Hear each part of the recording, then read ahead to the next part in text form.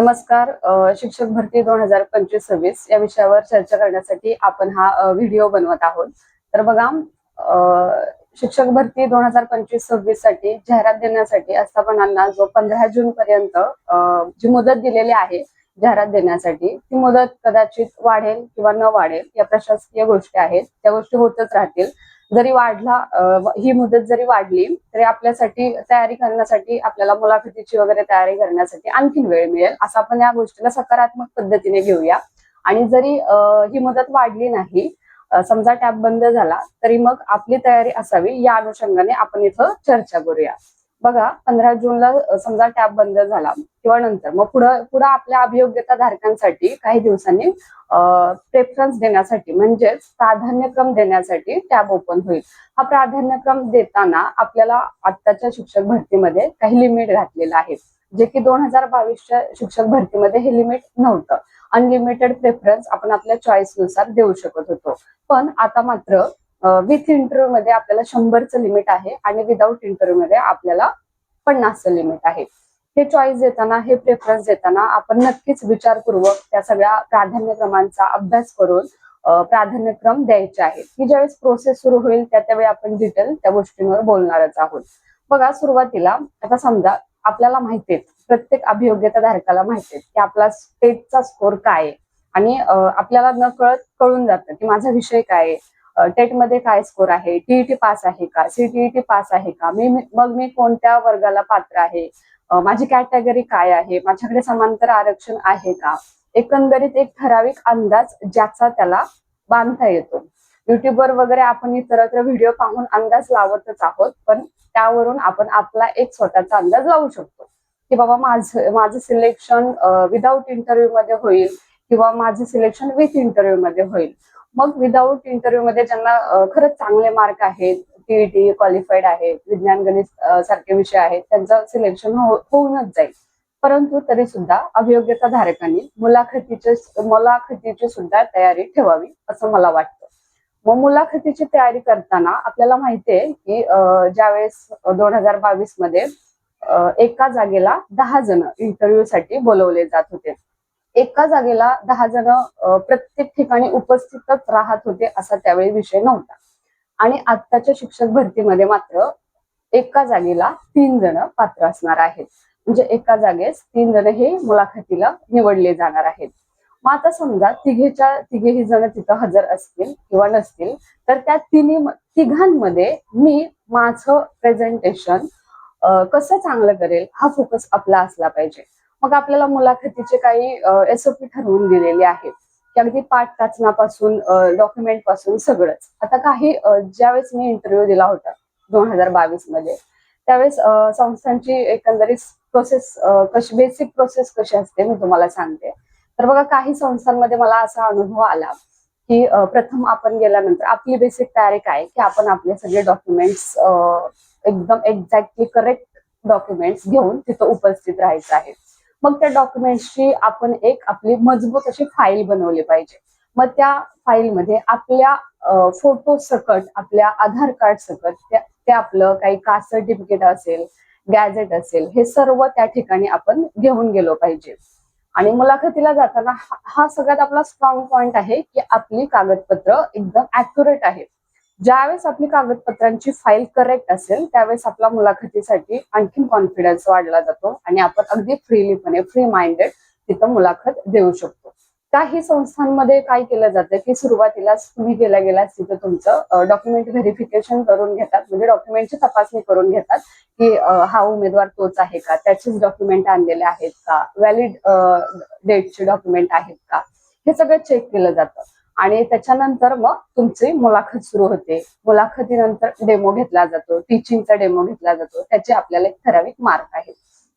पण काही संस्थांमध्ये अगोदर डायरेक्ट मुलाखत घेतली जाते, डेमो घेतला जातो आणि लास्टला मग डॉक्युमेंट तपासले जातात. जर डॉक्युमेंट मध्ये काही त्यांना क्वेरी आढळली तर त्यांच्याकडे अधिकार आहे की ते लोक त्या उमेदवाराला बाद करू शकतात. त्यासाठी आपल्याकडे आपले डॉक्युमेंट करेक्ट पाहिजे.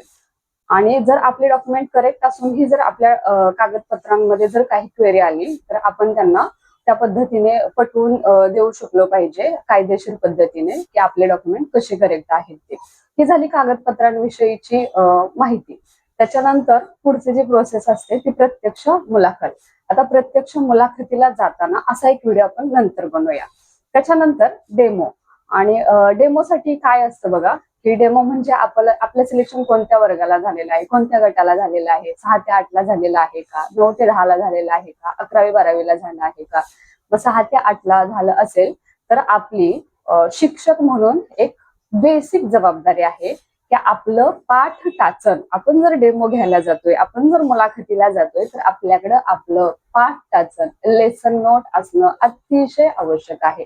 मला असा अनुभव आला की 2022 मध्ये काही उमेदवार बिनधास्त बिना पाठ टाचनचे येऊन डेमो घेत होते. आता त्यावेळेस सुद्धा पाठ टाचन नसेल तर डेमो घेऊ नका असं काही कोणी सांगत नव्हतं, परंतु पाठ टाचन आपलं आपल्या जवळ असणं हे आपली शिक्षक म्हणून जबाबदारी आहे की आपण जे शिकवणार आहोत त्या विषयाचं पाठ टाचन आपल्याकडे काढलेलं असलं पाहिजे. आता कसं झालं की बरेच लेडीज अभियोग्यताधारक असतील की ज्यांचा बीएड झाल्यानंतर खूप सारा गॅप पडलेला आहे, खूप वर्षांचा गॅप पडलेला आहे. त्यांना तो पाठ टाचण्याचा विसर पडलेला होता की पाठ टाचन कसं काढलं जातं किंवा कोणत्या विषयाचं पाठ टाचन कसं असतं, ते मुद्दे विसरले गेलेले होते. त्यामुळे त्या लोकांनी शॉर्टकट निवडला आणि डायरेक्ट मुलाखतीला हजर झाले.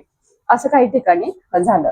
परंतु पाठ टाचन कसं बनवायचं याची व्हिडिओ आपण पाहतो आणि विज्ञान गणिताचं पाठ टाचन कसं असावं, मी माझं पाठ टाचन कसं घेऊन गेले होते हे व्हिडिओ मी नंतर युट्यूबवर टाकेन आणि पाठ टाचन आपलं कसं असावं हे तुम्हाला नक्कीच मार्गदर्शन करेल.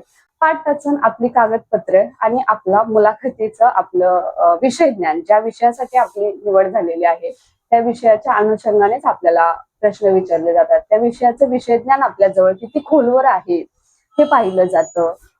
तुमचा कॉन्फिडन्स, तुमचा आत्मविश्वास, तुमची बोलण्याची पद्धत हे सर्व त्या मुलाखतीमध्ये पाहिलं जातं.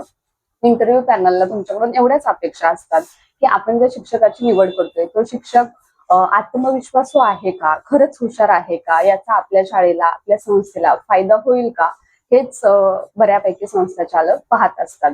मग त्या पद्धतीने आपण आपली तयारी करत राहिलो पाहिजे. आणखीन एक मला एका मुलाखतीमध्ये अनुभव आला की विषय ज्ञान सोडून, म्हणजे माझा जो विषय होता तो विषय सोडून सुद्धा आणखीन बऱ्याच विषयांना हात घातला गेला त्या मुलाखतीमध्ये. मग त्याच्यामध्ये अगदी चालू घडामोडीमध्ये रिसेंट घडलेल्या काही घटना असतील, मोठे अपघात असतील किंवा संसदेमध्ये पास होणार एखादं बिल असेल, अशा पद्धतीचे सुद्धा प्रश्न विचारण्यात आले.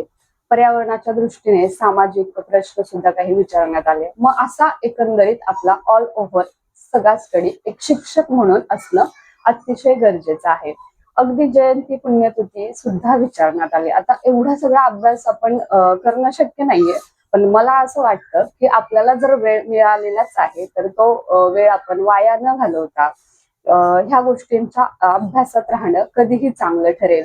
सतत अपडेट पाहणं, या गोष्टीमध्ये आपण खूप सारा वेळ वाया घालवतोय. अपडेट पाहणं काही चुकीचं नाहीये, कारण आपण ऑलरेडी इतकी वाट पाहिलेली आहे, तर अपडेट पाहतच राहूया. परंतु हा जो आपल्याला वेळ मिळतोय तो वेळ आपण मुलाखतीच्या तयारीसाठी देऊया.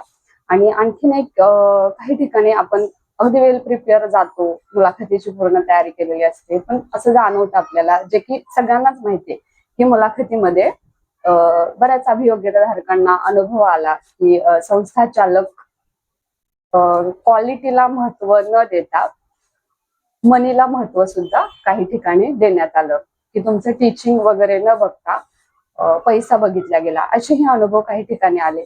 त्याही मुद्द्यावर आपण एक दिवस चर्चा करूया. परंतु आता जो आपल्याला वेळ मिळतोय तो आपण आपल्या मुलाखतीच्या वेळेसाठी घालूया आणि पुढील प्रोसेससाठी, जे की आपल्याला चांगला चान्स मिळालाय की एका जागेसाठी 3 जणांची कॉम्पिटिशन असणार आहे. आपण त्याला पॉझिटिव्हली घेऊया की आपली स्पर्धा कुठेतरी कमी झालेली आहे. की 10 जणांची स्पर्धा होती, त्याच्यामध्ये आणखीन फक्त 3 जण मुलाखतीमध्ये येणार आहेत आणि त्या 3 सुद्धा माझा नंबर कसा लागेल, माझी निवड कशी होईल. आपण फक्त अभियोग्यता धारकांचं झालंय कसं की फक्त संस्था म्हटलं की हा पैसे दिले की माझं सिलेक्शन होतं, असे मुळातच अभियोग्यता धारकांचा आपला समज झालेला आहे. आणि आपल्यासारखेच काही अभियोग्यता धारक ह्या गोष्टीसाठी तयारी दाखवतात. त्या गोष्टीसाठी तयारी दाखवल्यामुळं समोरील संस्थाचालक बिनधास्तपणे पैशांची मागणी करताना दिसत आहेत. जर तिघेही जण एका जागेसाठी गेलेले तिघेही जण जर तटस्थ असतील की कुणीही पैसे द्यायचे नाही, ज्याची टॅलेंसी असेल, ज्याचं प्रेझेंटेशन चांगलं असेल, तर खरंच त्याला मार्क मिळून जातील आणि त्याचं सिलेक्शन होईल. या पद्धतीने जर आपण प्रयत्न केले तर खरंच ह्या गोष्टीला कुठेतरी आळा बसण्यासाठी मदत होईल असं मला वाटतं. तर या पद्धतीनं आपण ह्या अशा गोष्टींना बळी न पडता आपण स्वतःची तयारी छान पद्धतीने करूया आणि पुढे येणाऱ्या सगळ्याच प्रोसेसला आपण सामोरं जाऊया. तर पाहूया ही जी 15 तारखेची मुदत आहे ती वाढते किंवा नाही वाढत, आणि जितक्या जास्त जागा येतील तितका आपल्या सर्वांसाठी फायद्याचंच आहे. तर आपल्या चॅनलला सबस्क्राईब करा. आपण वेळोवेळी मार्गदर्शन करणार आहोत. धन्यवाद.